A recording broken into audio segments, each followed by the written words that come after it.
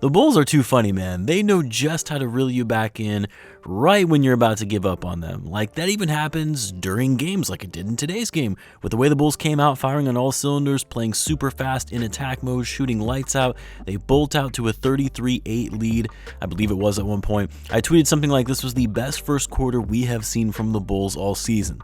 And then reality kicks in. The Heat went on a 10-0 run from there. The Bulls ended up taking a 25-point lead at one point, but then got manhandled in the second quarter.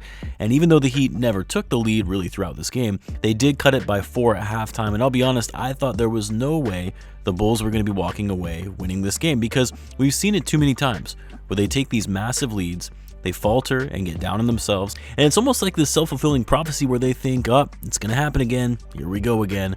And they can't get themselves out of the rut, out of the shooting slump, and then they lose the game. But shockingly, the Bulls closed this one out. The Heat still kept it close. They stayed connected throughout the game. Even when the Bulls brought it back to a double-digit lead, the Heat closed it within 3 points at one time. But the Bulls battled back every time, forcing turnovers, playing solid defense, but smart team basketball to close it out.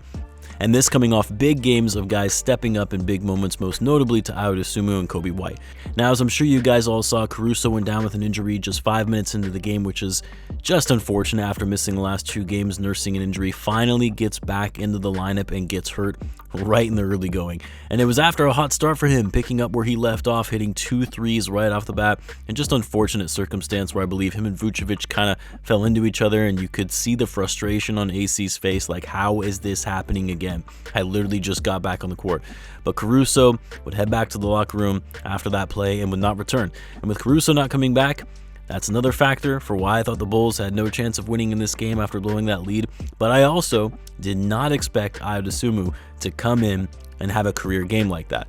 Not after the recent performances he has been putting up lately. When I started popping off, I joked about how, well, he didn't really like all those Tony Snell memes in which he had 0 in all stat categories while playing 25 plus minutes. But man, tonight Ayo was a big reason for why the Bulls won this game. Not only in taking Alex Caruso's spot after he left the game, but also hitting some very big shots in the fourth quarter. And it just seemed like every time the Heat would go on a little run, Ayo was able to get a bucket to stop the bleeding. Cool, calm, collected, very confident in Ayo tonight. Decisive, great shot selection, and it showed with him putting up 24 points on a ridiculous 10 for 12 shooting. Dude missed 2 shots the whole game and 3 for 4 from 3, including the dagger 3 with less than a minute to go to seal the game. But it wasn't even just the scoring. Ayo also had 8 rebounds and 5 assists, played great defense, 0 turnovers. I mean, look, I know it's just one game, and obviously he's not going to put up these kind of scoring numbers on a nightly basis, but if we can have Ayo scoring like this off the bench, being a primary scoring option in the second unit, that's huge for the Bulls, who for the moment are kind of bereft of scoring in the second unit. But then outside of Ayo, you had good balanced scoring tonight from Coby, Vucevic, and DeRozan. I cannot praise Coby White enough, because every time I think, all right, he's going to have a so-so game, he keeps putting on these shows where I'm always amazed at what he's doing, what he's added to his bag. Tonight, getting to the basket with ease, getting the Bulls some baskets when they desperately needed it. Coby was the difference maker in the fourth quarter. We always talk about how DeMar is the king in the fourth. Coby was the king in the fourth tonight.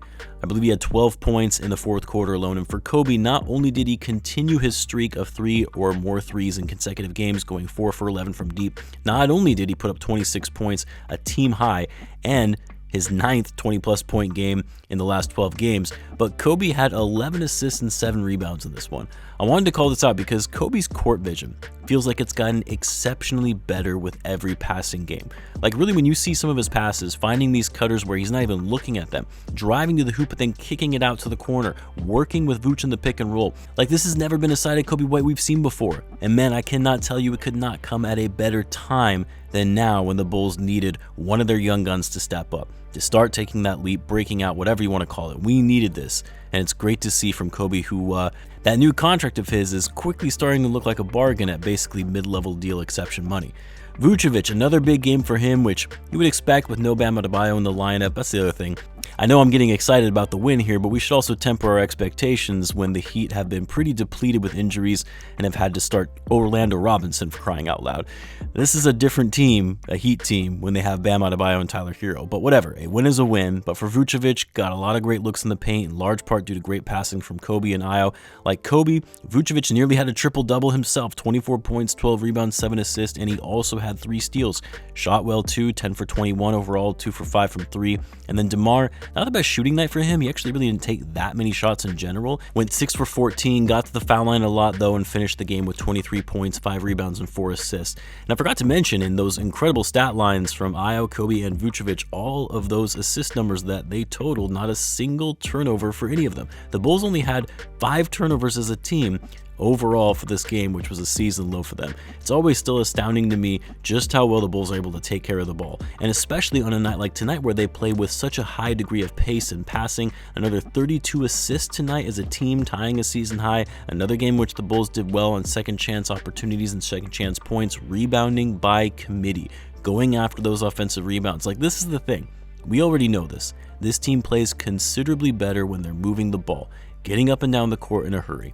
And they're playing for each other, playing team basketball. Everyone gets riled up. Everyone's motivated to come out and play hard when they see everyone is working for the betterment of the team. I've said before, vibes and morale are important in the game of basketball. And right now, even though the Bulls lost the last 2 games, they're continuing to play better, smarter team basketball, and it's leading to a better product on the court.